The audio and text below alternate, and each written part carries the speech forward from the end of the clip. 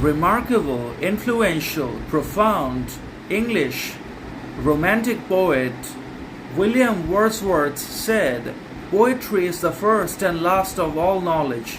It is as immortal as the heart of man," meaning poetry actually has always had its own significance, meaning, distinction, worth, and value, not only in the world but also in literature and in all other branches of knowledge. Poetry holds its distinction and individuality regardless of all other subjects and branches of knowledge. And despite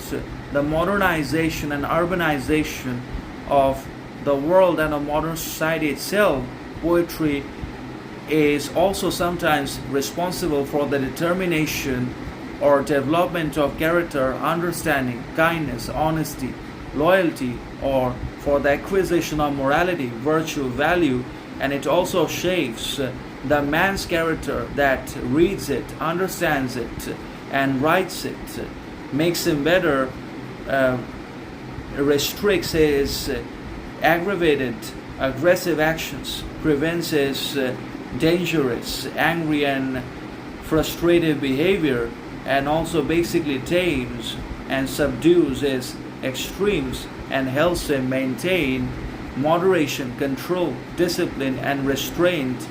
in everything and in all of that he basically does, says, or thinks. So poetry is wisdom, intelligence, and philosophy in itself without dependence on any other branch of knowledge or without reasoning or heavy intellectual lifting. Poetry in itself is magic, and the person who writes it is also unbelievably talented, imaginative, and has so much resource and talent within himself that it just does not compare to any other person or luminary in the world. Poetry is also as immortal as the human being himself. Poetry is eternal and immortal, and it extends beyond the limitations of not only the corrupt world and society that we have created at our own will for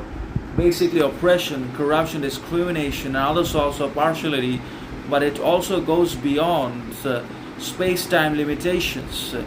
and establishes itself as something that is both transcendent and immanent at the same time. And that means poetry lives in the world in which we live because we create it, we live it, we improve, progress, and learn from poetry if we have the willingness, the desire, the determination to do so. But it's also transcendent and goes beyond the limitations